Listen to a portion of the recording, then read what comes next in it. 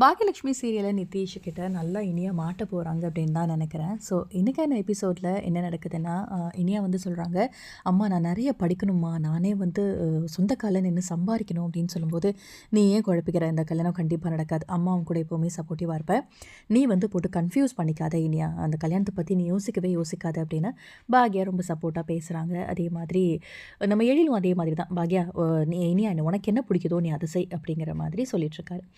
So அடுத்ததாக என்ன நடக்குதுன்னா, இப்போ அப்படியே ஆப்போசிட்டாக பேசுகிறாரு கோபி. உடனே கோபி கிட்ட போயிட்டு இனியா சொல்கிறாங்க, நான் நிறைய சம்பாதிக்கணும் டாடி, வேலைக்கு போகணும் அப்படின்னோடனே, இங்கே பார் உனக்கு ஒரு நல்ல வாழ்க்கையை அமைச்சு தரும் அப்படின்னு நான் நினைக்கிறேன். நீ மட்டும் நிதிஷை கல்யாணம் பண்ணிக்கிட்டீங்கன்னா நீ வேலைக்கு போக வேண்டியதில்லை, சம்பாதிக்க வேண்டியதில்லை, அவ்வளோ பெரிய வீடு, அவ்வளோ சொத்து, இது எல்லாத்தையும் இந்த சொத்து எல்லாம் யார் அனுபவிக்க போகிறா, நீனும் நிதிஷும் தானே அனுபவிக்க போகிறீங்க, அப்படிங்கிறப்ப எதுக்கு நீ இப்படியெல்லாம் யோசிக்கிற இனியா அப்படின்னு சொல்லி பேசிக்கிட்டு இருக்காங்க.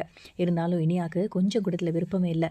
இருந்தாலும் செல்லியன் சொல்கிறார், ஏய் யோசிச்சு பாரு, டெய்லி ஒரு காரில் டெய்லி போகலாம் நீ, இதெல்லாம் யாருக்கு கிடைக்கும், இதெல்லாம் கொஞ்சமாவது யோசிச்சு பாரு, முட்டாள்தனமாக இருக்காத இனியா அப்படின்னு செல்லியனுமே ஏற்றி விடுறாரு. இப்போ லேசாக எனக்கு பேசும்போது மூச்சு வாங்குற மாதிரி இருக்குது அப்படின்னு நாடகம்லாம் ஆடிட்டு கோபி வந்து உள்ளே போயிடுறாரு நெஞ்சு பிடிச்சிக்கிட்டேன். ஸோ அடுத்ததாக வந்து என்ன நடக்குதுன்னா, இப்போ வந்து நம்ம சுதாகர் வீட்டில் பேசிகிட்டு இருக்காங்க, நிதிஷும் இருக்கார், அதே மாதிரி அவங்க ஒய்ஃப் வந்து சந்திரலேகா அவங்களுமே இருக்காங்க.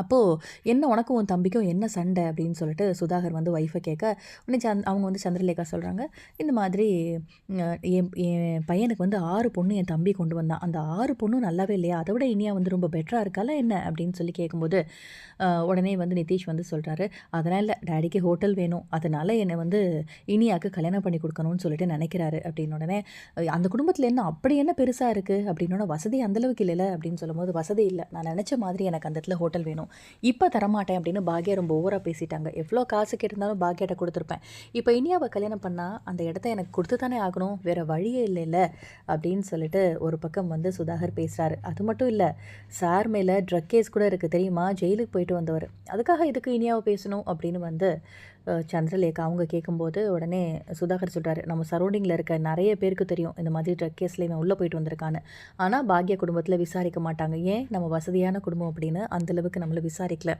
ஸோ இதனால் ஈஸியாக ஒரு பக்கம் வந்து கட்டி கொடுத்துருவாங்க நம்ம பையனுக்கு அப்படிங்கிற மாதிரி சந்தோஷமாக சுதாகர் வந்து பேசுகிறாரு. இப்போ அடுத்ததாக வந்து சுதாகரோட பையன் நிதிஷும் இனியாவும் வந்து ஹோட்டலில் 2 பேரும் மீட் பண்ணி பேசுகிறாங்க. விருப்பமே இல்லாமல் தான் இனியா வந்து போகிறாங்க. ஏதாவது பேசு இனியா அப்படின்னு கேட்கும்போது, என்ன பேசுகிறது எனக்கு எதுவுமே தெரியல அப்படின்னு இனியா சொல்லும்போது, நிதிஷ் வந்து நான் யாரை கல்யாணம் பண்ணிக்கணும், அந்த பொண்ணு எப்படி இருக்கணும் அப்படின்னு சொல்லிட்டு நான் நினச்சனோ அதே மாதிரி நீங்கள் இருக்கீங்க, அது மட்டும் இல்லாமல் எனக்கு ட்ராவல் பண்ணுறது அப்படின்னா வந்து எனக்கு ரொம்ப பிடிக்கும், இந்த உலகத்தையே சுற்றணும், அதை கூட சுற்றி பார்க்கணுன்னு ஆசைப்பட்றேன் இனியா அப்படின்லாம் வந்து விட்ட போட்டுட்ருக்கார் நிதிஷ். ஸோ நிதிஷ்மே அந்தளவுக்கு நல்ல பையன் கிடையாது அப்படிங்கிறது நமக்கு தெளிவாக புரியுது. ஸோ இந்த ஒரு கல்யாணத்துலேருந்து இனியா எப்படி தப்பிக்க போகிறாங்க, என்ன அப்கமிங்கில் நடக்க போகுது அப்படிங்கிறத பார்க்கலாம். இந்த வீடியோ பிடிச்சிருந்தால் லைக் பண்ணுங்கள், இந்த மாதிரி அப்டேட்க்கு நம்ம சேனலை சப்ஸ்கிரைப் பண்ணுங்கள். தேங்க்யூ.